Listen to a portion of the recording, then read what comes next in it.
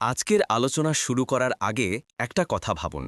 যদি আপনি Bangladesh, Bharat, America, France আর Saudi আরব এই ৫ দেশের মানুষের সাথে কথা বলেন এবং তাদেরকে জিজ্ঞেস করেন ডানপন্থা কি, ৫টি দেশ থেকে ৫টি ভিন্ন উত্তর আসবে।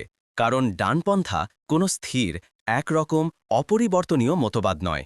এটা এক ধরনের ছাতা, কিন্তু প্রতিটি দেশের ইতিহাস, ধর্ম, সংস্কৃতি, যুদ্ধ, ভয়, আশা এই ছাতার রং বদলে দেয়।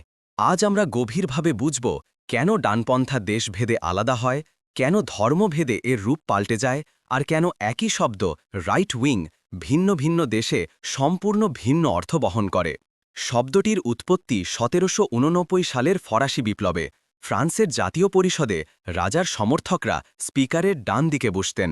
তারা পুরাতন শাসন, রাজতন্ত্র ও গির্জার কর্তৃত্ব বজায় রাখতে চেয়েছিলেন, আর বাম দিকে বসতেন বামপন্থায়ের নেতারা। তখন থেকেই এই ভাগাভাগি।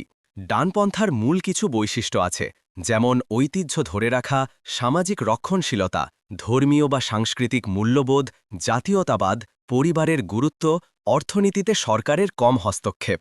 কিন্তু এই মূল্যবোধগুলো প্রত্যেক দেশে একইভাবে প্রয়োগ হয় না, কারণ এই মূল্যবোধের উপর দাঁড়িয়ে থাকা ভিত্তিগুলো প্রত্যেক সমাজে আলাদা।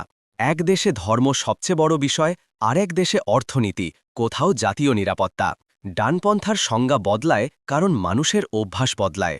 ধর্ম একটি দেশের ডানপন্থাকে সবচেয়ে বড়ভাবে গড়ে দেয়। এখন আমরা তা ৩ ভাগে বুঝব। ১. মুসলিম প্রধান দেশগুলো ডানপন্থা। মুসলিম সংখ্যাগরিষ্ঠ দেশগুলোতে ধর্ম শুধু বিশ্বাস নয়, ধর্ম সমাজ, পরিবার, আইন সবকিছুর নিয়ন্ত্রক শক্তি। এখানে সাধারণত ডানপন্থা মানে ধর্মীয় মূল্যবোধ রক্ষা, পরিবারকেন্দ্রিক সমাজ, সামাজিক আচরণে পবিত্রতা ও নৈতিকতার ওপর জোর। ২. খ্রিস্টান প্রধান পশ্চিমা দেশগুলো ডানপন্থা। পশ্চিমে ধর্ম আছে, কিন্তু ডানপন্থার পরিচয় ধর্মকেন্দ্রিক নয়। এখানে ফোকাস বাজার অর্থনীতি, কর কমানো, সরকারের সীমিত ভূমিকা, অভিবাসন নিয়ন্ত্রণ, জাতীয় পরিচয়। খ্রিস্টান ধর্মের প্রভাব আছে, কিন্তু রাজনৈতিকভাবে অর্থনীতি প্রধান ভিত্তি। এখন আমরা আলাদা আলাদা দেশে ডানপন্থার চরিত্র বুঝব। প্রতিটি দেশের ইতিহাস, ভৌগোলিক অবস্থান, যুদ্ধ এবং অর্থনীতি ডানপন্থাকে অনন্য করে তোলে। ১. বাংলাদেশ, ইসলামী পরিচিতি ও রাষ্ট্রের দ্বন্দ্ব। বাংলাদেশের ডানপন্থার রাজনীতি ৪ স্তম্ভের ওপর দাঁড়িয়ে: ইসলাম, জাতীয়তাবোধ, সামাজিক রক্ষণশীলতা, পরিবার ও ঐতিহ্য। বাংলাদেশের রাষ্ট্রীয় পরিচিতি নিয়ে বাম ও ডানপন্থার মধ্যে দীর্ঘদিনের দ্বন্দ্ব রয়েছে। ডানপন্থীরা রাষ্ট্রের বিকৃত ইতিহাস, যা ৭১ সালের মুক্তিযুদ্ধের চেতনায় গঠিত, তার বিপরীতে গিয়ে রাষ্ট্রীয় কাঠামোতে ইসলামী মূল্যবোঝার প্রাধান্য চায়। জাতীয়তাবাদ বনাম ধর্মীয় পরিচিতি। বাংলাদেশে বাঙালি জাতীয়তাবাদের পাশাপাশি ইসলামী পরিচিতিকে প্রাধান্য দেওয়ার প্রবণতা রয়েছে। ডানপন্থীরা মনে করেন বাঙালি সংস্কৃতির কিছু অংশ, যেমন বিকৃত বাংলা নববর্ষ, ইসলামী সংস্কৃতির পরিপন্থী।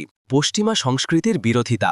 বাংলাদেশের ডানপন্থার একটি বড় অংশ এলজিবিটি অধিকার বা ধর্ম নিরপেক্ষ শিক্ষা ব্যবস্থার, যা নাস্তিক তৈরি করতে পারে, তার তীব্র বিরোধিতা করে।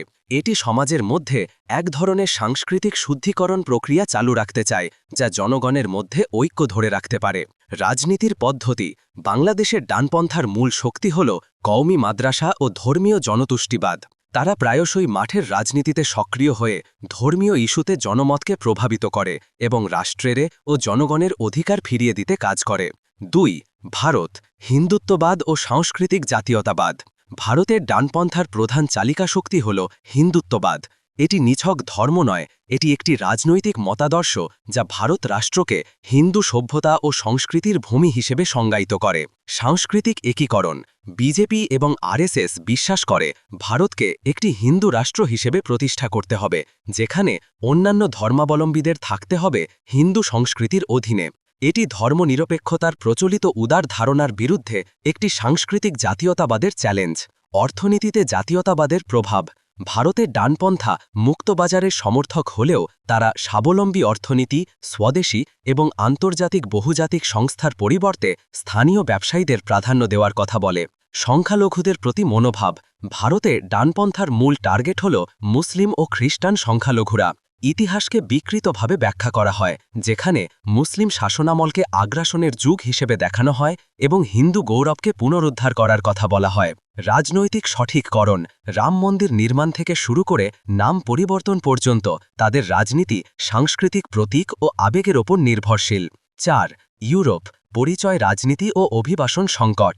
ইউরোপে ডানপন্থা প্রভাবিত হয়েছে অভিবাসন সংকট, ইসলামের প্রতি ভয়, ইসলাম সম্পর্কে ভুল ধারণা থাকায়, সংস্কৃতি রক্ষার চিন্তা এবং জাতীয়তাবাদের পুনর্জাগরণে।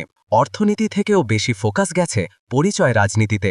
ফ্রান্সের ন্যাশনাল র্যালি, জার্মানির আইএফডি বা ইটালির লীগ দলগুলোর রাজনীতি মূলত আমাদের সংস্কৃতি ও সীমান্ত রক্ষা করা। শ্বেতাঙ্গ খ্রিস্টান পরিচয় রক্ষা, ইউরোপীয় মূল্যবোধের পুনরুদ্ধার এবং ইসলামিকায়নের ভয়, এই বিষয়গুলো ইউরোপীয় ডানপন্থার কেন্দ্রে।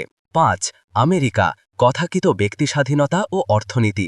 যুক্তরাষ্ট্রের ডানপন্থা পুরোপুরি ভিন্ন।